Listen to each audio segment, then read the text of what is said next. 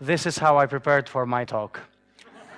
I cleared my head, I went into sea, and I really did my favorite summer sport, which is called the catamaran.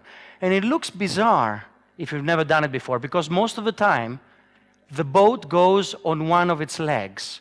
And people would say that it's dangerous, because again, most of the time, you're hanging outside the boat, and the only thing that's keeping you on the boat is a tiny little stainless steel hook.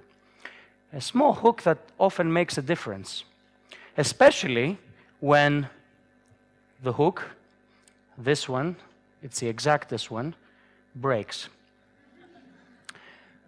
And I'm in the water, and it's not the fear of being in the water that really threw out my psyche.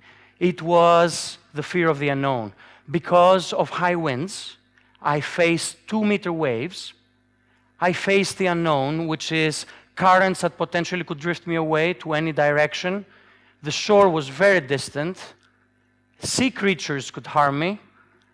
I wasn't sure how long I would last in the water,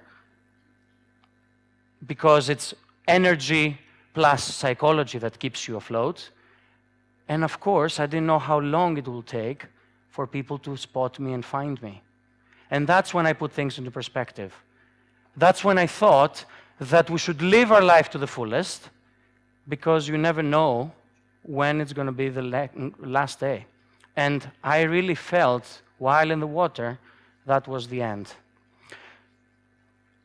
My rescue was very exciting. I was spotted by a SO lifeguard with his binoculars. And a whole search and rescue operation started. I was saved, and yes, I did go catamaran sailing the next day, only with more people and a little bit more wisdom in my head. But I bet a lot of us in this room, entrepreneurs, feel the same fear of the unknown when we're in a small country, surrounded, in our case, by the unknowns and the fears that we have. I talk about usually the opposites of what people expect me to, and that's what I did 6 months ago in Greece. I shared with Greeks my passion on why Greece is a fantastic country, besides the fact that everything that you hear in the news about Greece is that it's doomed and it's in a huge crisis. So I'm going to tell you today why we should all start businesses in small countries. And I'll give you a few examples, and I'm sure you have many more. Israel is the best example. It has turned all the negatives into positives. A lot of the embargoes and severe fighting turned into technologies. And it's amazing because 20 times more venture capital money goes into Israel compared to Europe.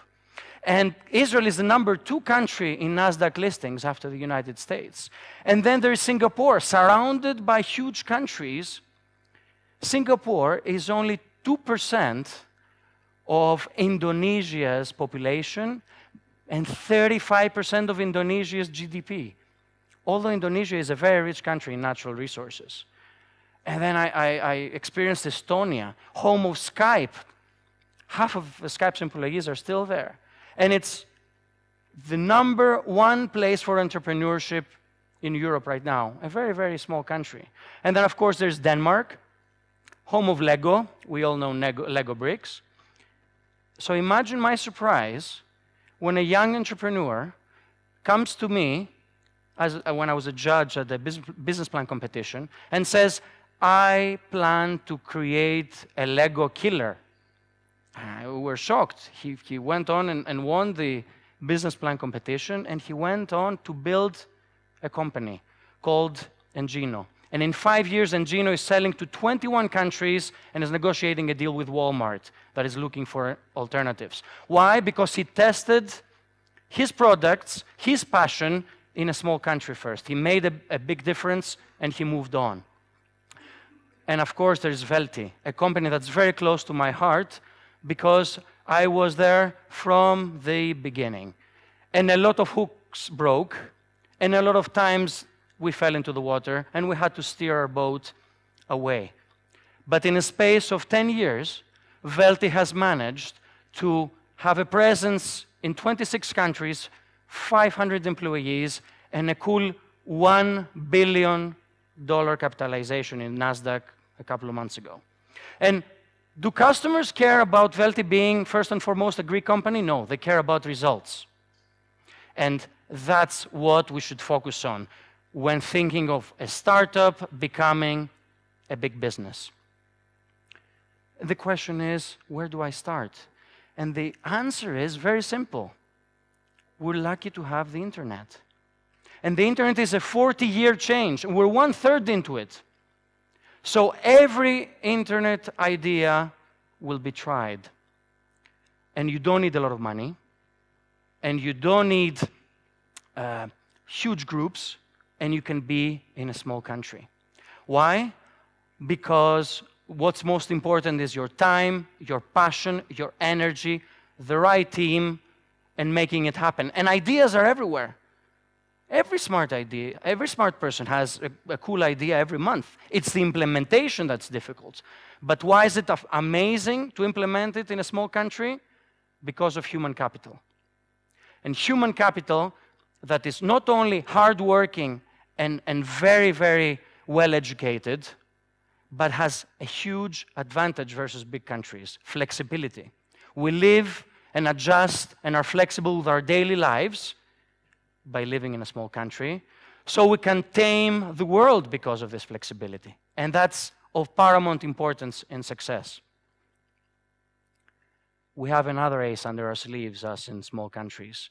We have the diaspora. And the diaspora is a little bit like a lifeguard watching with their binoculars, trying to spot us and find us and help us achieve, help us grow outside the borders of each country. And they don't do it only for the love of the old country, they also do it for the love of the underdog. And that's what the next image shows. Imagine a 13-year-old boy at the start of a marathon race, which is 42 kilometers long, with his dad. Yes, it is me, when I was 13. And as soon as we left the gates, everything was going fine. 8 kilometers down the line, my father was going faster. I lost him. I was ready to abandon the race.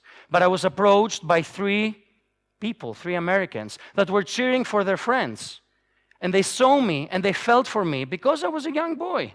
And they gave me an energy drink. And they gave me moral support. And they told me that I need to finish this race. And I did.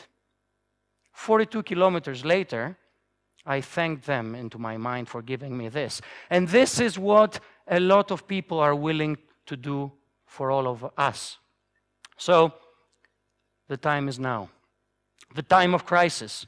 Because that's when the world needs ideas that come from technology to change the world to the better. And you need passion, you need hard work, you need the right team, you need, of course, a bit of luck, or a lot of luck. If you're very lucky, this is the kind of lifeguard you get. If not, you always have people like me. Let me be your lifeguard. Thank you very much. Shnoragalo. Shad Shnoragalo.